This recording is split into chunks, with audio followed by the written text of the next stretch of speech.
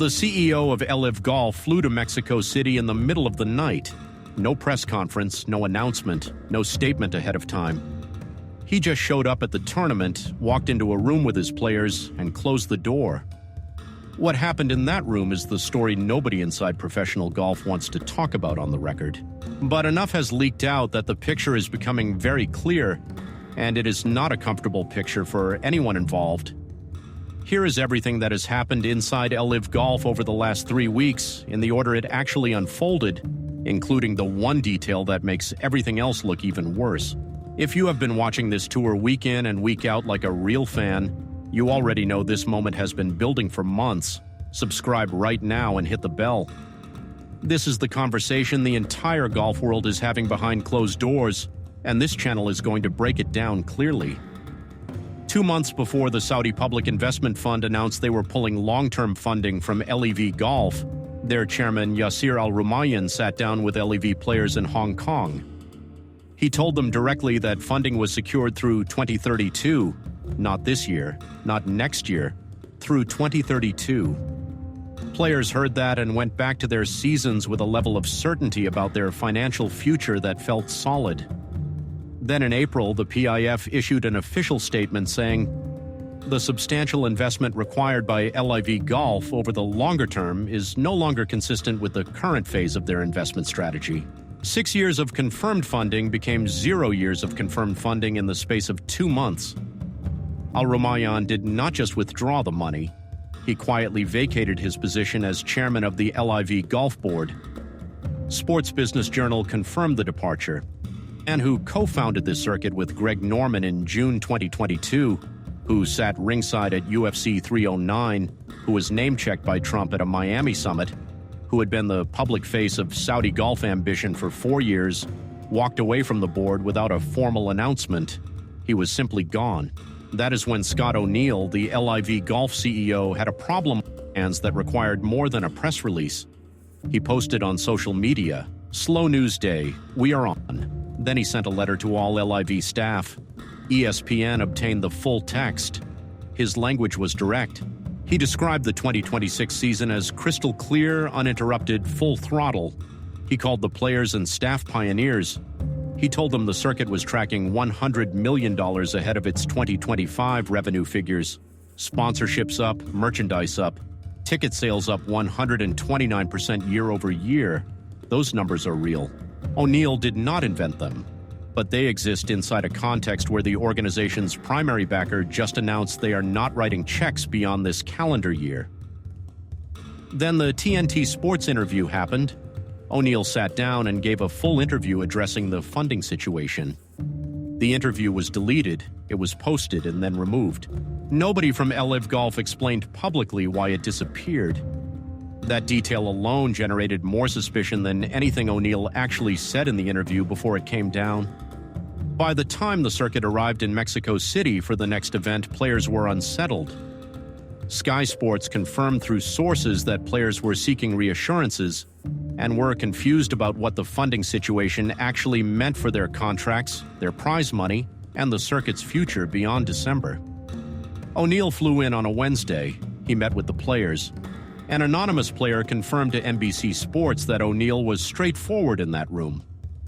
David Puig, one of the few players willing to speak on the record, told Golf Shake that O'Neill mentioned the situation directly and that Puig himself came out of the meeting knowing the same as anyone reading the news. That is not a quote that conveys reassurance. That is a quote that conveys a CEO telling his players the truth, which is that the situation is uncertain and everyone is working through it. O'Neill also confirmed at that point through Golf Channel that he had met with PGA Tour Commissioner Brian Rolapp at Augusta National during Masters Week. The two men sat down at the International Pavilion. O'Neill said he came away with great endorsements from golf executives. Rolapp has not characterized the meeting in those terms publicly. The same week all of this was happening, LIV Golf made an announcement that was either a sign of genuine financial strategy or the most important piece of information in this entire story, depending on how you read it. They hired an investment bank. Duquera Partners, headquartered in New York with offices in Los Angeles, San Francisco, and Stamford, has handled $850 billion in transactions since 2015.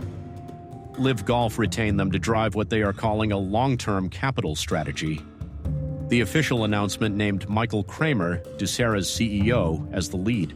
Gene Davis, the newly appointed chairman of LIV Golf's Independent Directors Committee, issued a statement saying the board sees a clear opportunity and that engaging Ducera is a direct reflection of their conviction. Kramer's public statement said there is significant value in what has been created here. What Ducera is actually mandated to do, confirmed through the AP wire and players.bio, is institutionalize the league, formalize its ownership structure, and evaluate strategic opportunities.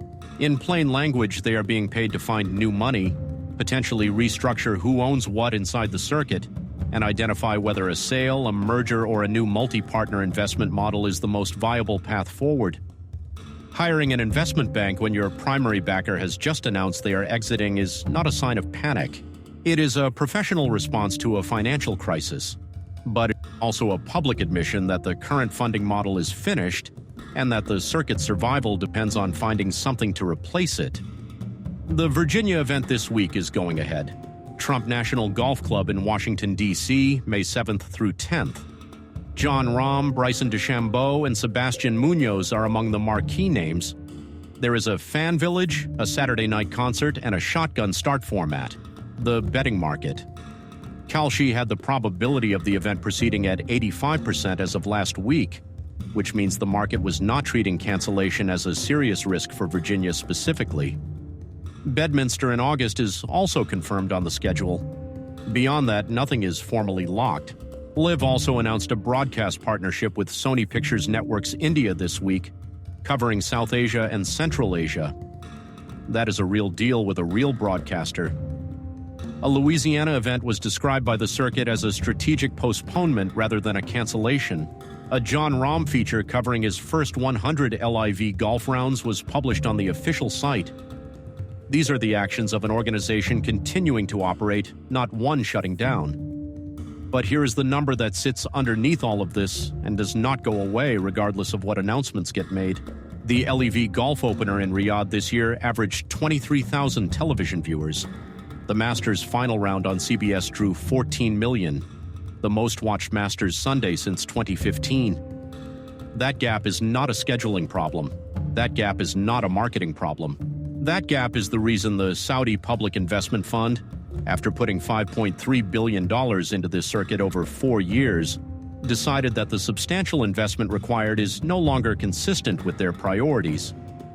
O'Neill said publicly and without hesitation that yes, the circuit probably has to raise money. His exact words were, "Do you have to raise money? Probably, this is business." He said the team at LIV would work like crazy to continue what they have built. That is the CEO of a sports league telling the world his organization is in a fundraising mode with a December deadline and an investment bank on retainer to help him get there. Subscribe if you want this story covered at the depth it deserves every single week. Share this with anyone who has been following the LIV saga, because this week is the moment where the power finally, visibly, completely shifted. Professional golf has not seen anything like this situation before. A circuit that paid players more than any league in the sport's history, that signed some of the biggest names in the game to guaranteed contracts, that built a global schedule across 14 events, is now sitting in a room with Ducera partners trying to figure out what comes next. The players are watching. The PGA Tour is watching. Every potential investor who has been approached quietly over the last month is watching. And Scott O'Neill is on a plane to Virginia, telling anyone who asks that the season is full throttle and the future is being handled. Whether he is right about that is the only question in professional golf that actually matters right now.